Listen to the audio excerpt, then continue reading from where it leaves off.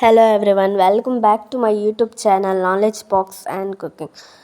Today I'm going to explain everything I need to know I learned in the forest, written by Vandana Shiva. This is for second PUC. In this story, she explores the relationship between humans and nature. In the first part of the lesson, the writer narrates how she learned the basic principles of ecology. She says that her study of ecology started in the forest of the Himalaya because her father was a forest conservator. Hence, she declares that whatever she knows about ecology was learned from the Himalayan forest and ecosystem. Incidentally, her mother, who was brought up in Lahore, settled in India after partition and became a farmer. In the few paragraphs, she narrates the history of the Chipko movement. It was a non-violent response to the large-scale deforestation that was taking place in the Himalayan region in the 1970s. In this context, Vandana Shiva tells us that her involvement in the contemporary ecology movement began with the Chipko movement. During this period, the peasant women from the Garhwal Himalaya had come out in the defense of the forest, protesting against the ruthless cutting down of the trees on a large scale for logging. This had resulted in a landslide and floods, scarcity of water, food, and fuel. Consequently, women had become the worst sufferers because they were in charge of fulfilling the daily requirement for cooking, washing, and other household chores. They had to walk long distance for collecting water and firewood, which was a heavy burden. Fortunately, the women had realized that the forests were the real source of springs and streams, food for their cattle and fuel for their hearts. Therefore, the women declared that they would hug the trees and the loggers would have to kill them before killing the trees. They appealed to the loggers not to cut them and to keep those trees alive.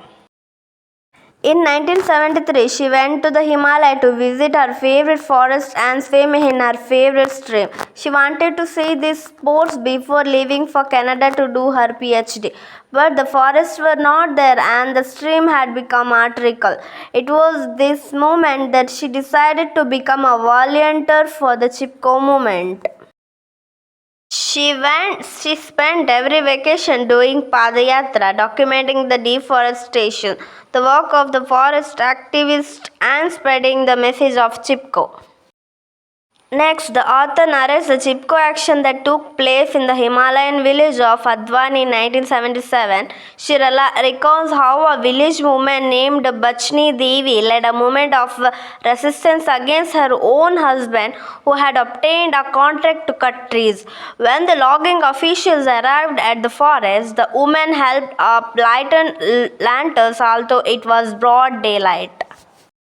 The forest admonished them, saying that they were foolish women and did not know the value of the forest. He added the forest produced a profit, resin and timber. The woman sang back in the chorus, replying that the forest bore soils, water, and pure air, and also sustained the earth and all that she bears.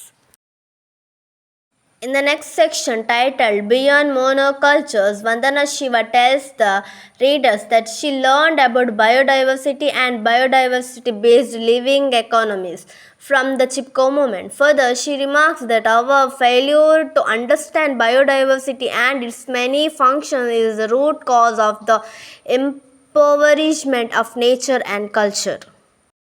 Then she says that the lesson she learned about diversity in the Himalayan forest, she transferred to the protection of biodiversity on her farms. She started saving seeds from farmers' fields and incidentally realized that they need a form of demonstration and training. This led to the establishment of Navadhanya Farm. She declares that now they conserve and grow 63 varieties of rice, 150 varieties of wheat, and hundreds of other species. This proudly says that they practices and promote a biodiversity intensive farming that produce more food and nutrition per acre. Finally, she observed that the conservation of biodiversity is therefore the answer to the food and nutrition crisis being faced in our society.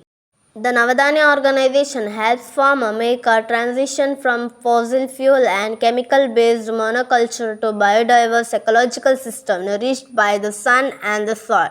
She concludes saying that biodiversity has been her teacher of abundance and freedom of cooperation and mutual giving.